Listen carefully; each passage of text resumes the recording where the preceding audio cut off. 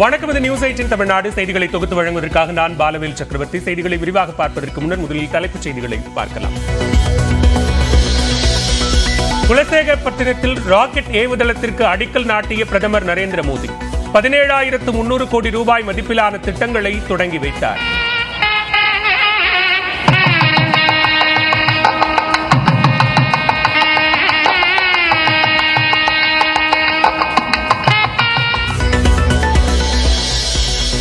மத்திய அரசு பற்றிய செய்திகளை வெளிவர விடாமல் தடுப்பதாக தமிழ்நாடு அரசு மீது பிரதமர் மோடி குற்றச்சாட்டு. தடைகளை தாண்டி வளர்ச்சி திட்டங்களை செயல்படுத்துவோம் என உறுதி.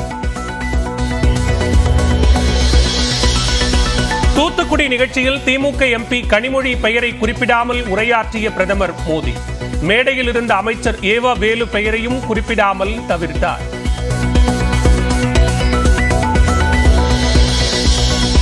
தொகுதி பங்கீடு உள்ளிட்ட தேர்தல் பணிகள் குறித்து முதலமைச்சர் மு க ஸ்டாலின் ஆலோசனை.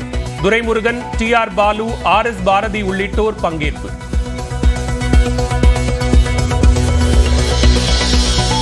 திமுக காங்கிரஸ் இடையே நாளை 2ஆம் கட்ட பேச்சுவார்த்தை நடைபெற உள்ளதாக தகவல்.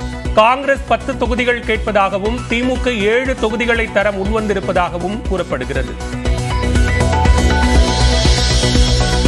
திமுக காங்கிரஸ் கூட்டணியில் குழப்பம் விளைவிக்க பாஜக வதந்தி பரப்புகிறது. தமிழ்நாடு காங்கிரஸ் ஊடக பிரிவு தலைவர் ஆனந்த் ஸ்ரீனிவாசன் குற்றச்சாட்டு. எம்ஜிஆர் ஜெயலலிதாவை புகழ்ந்ததன் மூலமாக அதிமுகவிற்கு வாக்களிக்க வேண்டும் என பிரதமர் சொல்லாமல் சொல்லிவிட்டார். அதிமுக துணை பொதுச் செயலாளர் KP முனுசாமி கருத்து. ஜாமீன் வழங்க முகாந்திரம் இல்லை என செந்தில் பாலாஜியின் மனு தள்ளுபடி. விசாரணையை 3 மாதத்தில் முடிக்க சிறப்பு நீதிமன்றத்திற்கு உயர்நீதிமன்றம் உத்தரவு. முன்னாள் பிரதமர் ராஜீவ்காந்தி கொலை வழக்கில் இருந்து விடுதலையான சாந்தன் காலமானார். உடல்நலக் குறைவால் சென்னை ராஜீவ்காந்தி மருத்துவமனையில் சிகிச்சை பெற்று வந்த நிலையில் உயிரிழப்பு.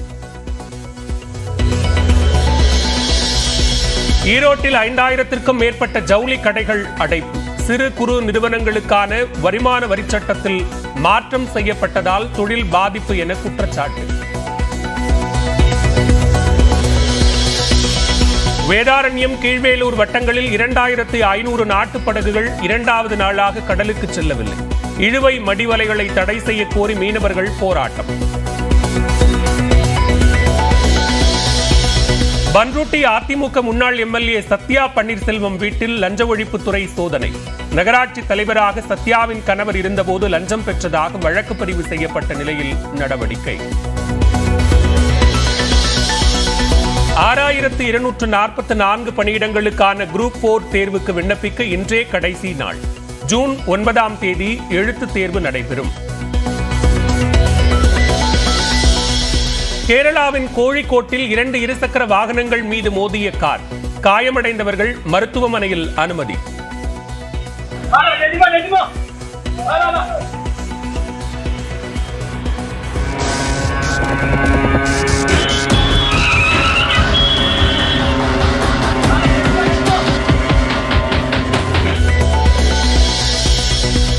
$10 லட்சம் வேலை வாய்ப்புகளை வழங்கும் தளமாகிறது X.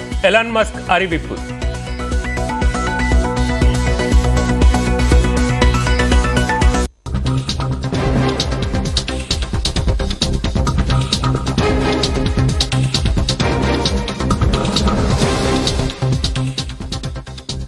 தற்போதைய அண்மை செய்தியை பார்க்கிறோம். கட்சி மாறுகிறேன் என யாரேனும் கூறினால் அவர்களை செருப்பால் அடிப்பேன் என காங்கிரஸ் MP திருநாவுக்கரசர் கூறியிருக்கிறார்.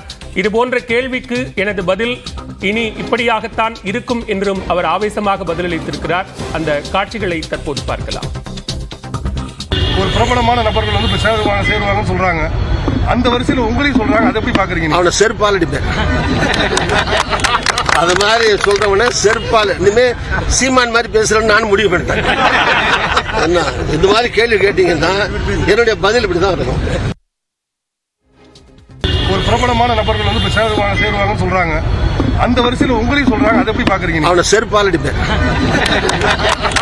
அது மாதிரி சொல்றவன செருப்பால். இனிமே சீமான் மாதிரி பேசுறேன்னு நான் முடிவு பண்ணிட்டேன். என்ன இந்த மாதிரி கேள்வி கேட்டீங்கன்னா என்னுடைய பதில் இப்படிதான் இருக்கும். ஒரு பிரபலமான நபர்கள் வந்து இப்ப சேருவாங்கன்னு சொல்றாங்க. அந்த வரிசையில் உங்களையும் சொல்றாங்க. அதை எப்படி பாக்குறீங்க? அவனை செருப்பால் அடிப்பேன். அது மாதிரி சொல்றவன செருப்பால் இனிமே சீமான் மாதிரி பேசுறேன்னு நான் முடிவு பண்ணிட்டேன். என்ன இந்த மாதிரி கேள்வி கேட்டீங்கன்னா என்னுடைய பதில் இப்படிதான் இருக்கும்.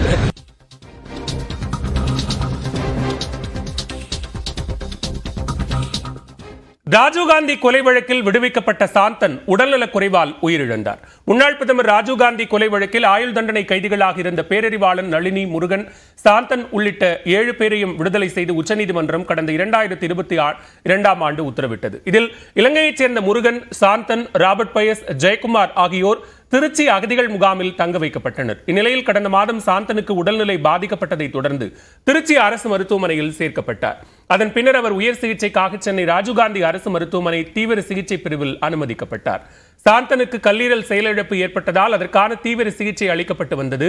இந்நிலையில் சிகிச்சை பலனின்றி சாந்தன் உயிரிழந்தார். சாந்தனுக்கு இன்று அதிகாலை இதய அடைப்பு ஏற்பட்ட நிலையில் உயிர்காக்கும் சிபிஆர் சிகிச்சை அளிக்கப்பட்டதாக மருத்துவமனை டீன் தேரணி ராஜன் தெரிவித்தார். தீவிர சிகிச்சை அளிக்கப்பட்டு வந்த நிலையில் சாந்தன் இன்று காலை 7:50 மணி அளவில் உயிரிழந்ததாகவும் அவர் கூறினார். லிவர் ஃபெயிலியர் எதற்காக ஏற்பட்டது என்பதற்கான காரணத்தை அறிவதற்காக லிவர் பயாப்சி என்று சொல்லக்கூடிய அந்த தசையினை எடுத்து ஆய்வு செய்வதற்கு அவர் சம்மதிக்க மறுத்துவிட்டார். கிரிப்டோஜெனிக் சிரோசிஸ் என்று சொல்லக்கூடிய அந்த மருத்துவ நிலையில் இருந்தார். லிவர் ஃபெயிலியர் என்பது அவருக்கு அவ்வப்போது இந்த சுயநலவு குறைவது, மறுபடியும் நார்மல் ஆவது போன்ற பிரச்சனைகளில் தொடர்ந்து அவர் தீவிர சிகிச்சை கண்காணிப்பில் இருந்து வந்தார். அவருக்கு நேற்று இரவு ஒரு பின்னடைவு ஏற்பட்டு அவர் சுயநினைவை இழந்தார். பிறகு அவருக்கு தொடர்ந்து சுவாசம் மூலமாக சிகிச்சை அளித்து வந்தவுடன் விடியற்காலை 4 மணி அளவில் ஒரு கார்டியாக் அரெஸ்ட் ஏற்பட்டது. அந்த கார்டியாக் அரெஸ்ட் ஏற்பட்டு மீண்டும் அவர் ரிவைவ் செய்யப்பட்டார். அதாவது மீண்டும் அவருக்கு அந்த சிபிஆர் என்று சொல்லக்கூடிய கார்டியோபல்மனரி ரெசிஸ்டேஷன் செய்து மீண்டும் அவருக்கு பிளட் பிரஷர், பிபி, பல்ஸ் எல்லாமே தொடர்ந்து இருந்தது. பட் வென்டிலேட்டர் உதவியுடன் இருந்தார். பட் அந்த சிகிச்சையும் பலனளிக்காமல் 7:50 காலை 7:50 அளவில் அவர் உயிரிழந்தார். போஸ்ட்மார்ட்டம் பண்ணிட்டு அவருக்கு வெளிநாடு, அவர் இலங்கைக்கு எடுத்து செல்வதற்கான ஏற்பாடுகள் அந்த சட்ட விதிகளின்படி நடந்து கொண்டிருக்கிறது. சாந்தனுக்கு உரிய சிகிச்சை அளிக்காமல் திருச்சி அரசு மருத்துவமனையில் அலைக்கழிக்கப்பட்டதாக அவரது வழக்கறிஞர் புகழேந்தி கண்ணீர் மல்க குற்றம் சாட்டினார். சென்னையில் செய்தியாளர்களிடம் பேசிய அவர் சாந்தன் உடலை இலங்கைக்கு கொண்டு செல்ல முதலமைச்சர் உதவ வேண்டும் என்றும் கோரிக்கை விடுத்தார்.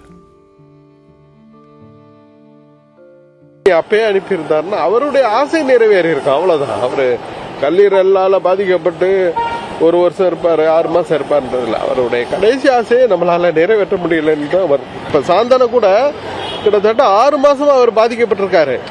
அவருக்கு உரிய மருத்துவ சிகிச்சை, அதாவது திருச்சி மருத்துவமனைக்கு எடுத்துட்டு போக கூட அவரை கொண்டு போய் கூட நீங்க பாத்தீங்கன்னா ஒரு 2 மாசத்துக்கு முன்னாடி கொண்டு போனாங்க. ஓபி மட்டும் போட்டு திருப்பி கொண்டாந்தாங்க.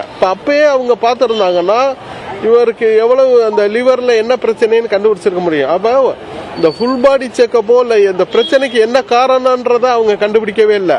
காலதாமதப்படுத்த மருத்துவ சிகிச்சை, அதனாலதான் அவருடைய இந்த உயிரிழப்பு ஏற்பட்டு